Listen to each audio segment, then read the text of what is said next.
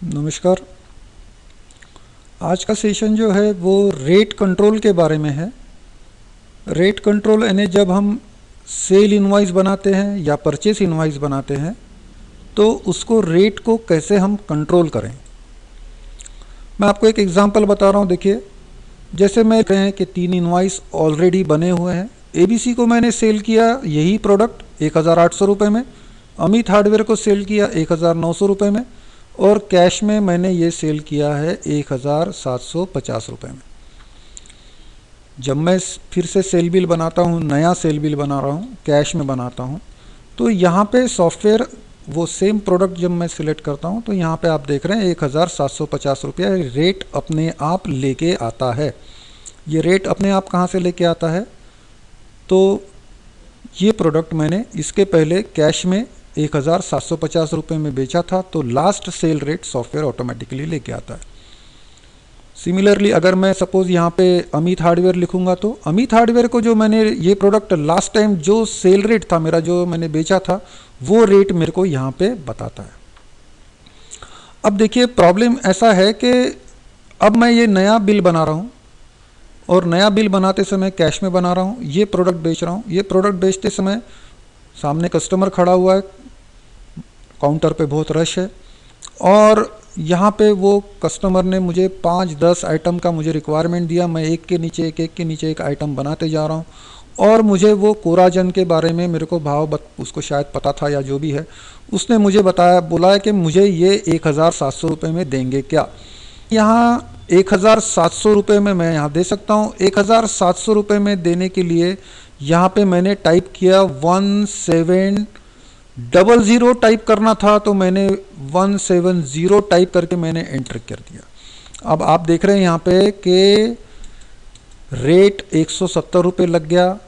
एक बिल में 5-10 आइटम थे, मुझे पता नहीं चला, और मैंने यहाँ पे ये पार्टी का बिल बना लिया। ये बिल बना लिया मैंने। बिल बनने के बाद पार्टी को मैंने हैंड ओवर कर दिया, मैंने पेमेंट ले लिया उससे, और पार्टी अब यारा जब मैंने दूसरे दिन तीसरे दिन शाम को जब भी दूसरा कोई पार्टी आई और वही सेम प्रोडक्ट मेरे को कैश में मुझे मांगा, तब मैंने यहाँ पे फिर कोराजन टाइप किया, तो यहाँ पे आप देख रहे रेट 170 रुपये लेके आया। 170 रुपये क्यों लाया? क्योंकि इसके पहले में मैंने जब ये प्रोडक्ट सेल किया था तो वो 170 रुपये में सेल किया और सॉफ्टवेयर 170 रुपये लेके आया। अब मुझे क्लिक हुआ कि नहीं, अभी यहाँ कुछ तो गलती हुई है। सॉफ्टवेयर का जो डिफ़ॉल्ट बिहेवियर, डिफ़ॉल्ट कॉन्फ़िगरेशन ये है कि अगर जो आइटम हमने कैश में या वो पार्टी को इसके पहले जो भी रेट में बेचा था वो रेट वो सॉफ्टवेयर ऑटोमेटिकली लेके आता है।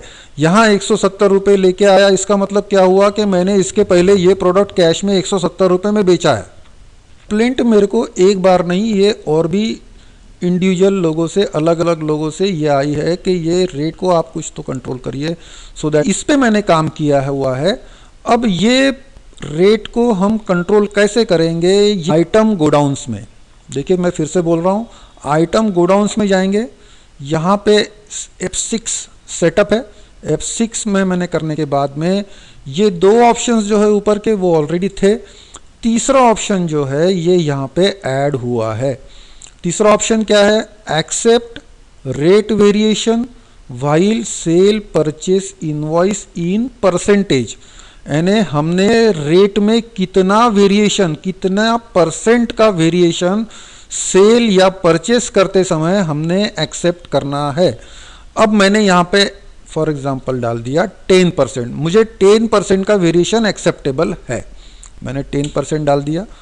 अब देखिए, मैं सेम इनवॉइस में जैसे मैंने इसके पहले करके बताया, मैं सेम करके बता रहा हूँ कि मैंने कैश में सेल किया।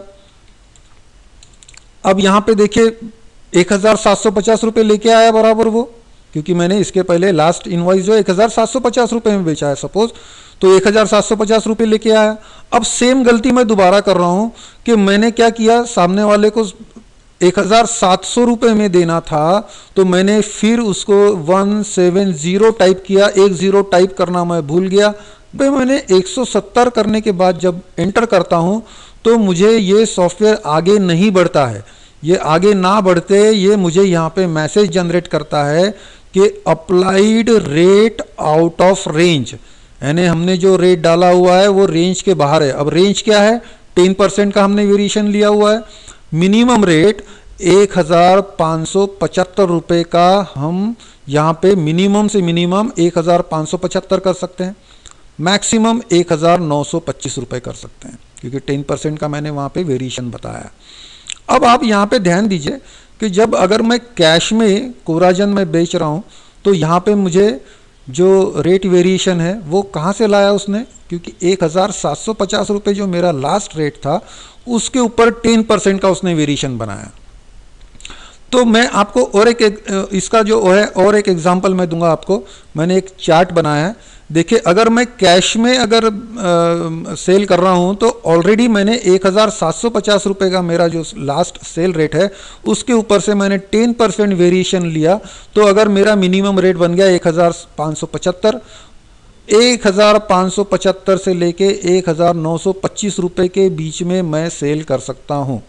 हाँ, अब और एक बात, अगर सपोज मेरा अगर एबीसी आ गया तो एबीसी को तो मैंने 1800 रुपये मेरा रेट है ना, उसको तो 1800 रुपये दिया हुआ है, तो उसका भी 10% वेरिएशन के हिसाब से क्या बनता है, उसका जो रेट वेरिएशन बनता है वो 1620 रुपये से लेके 1980।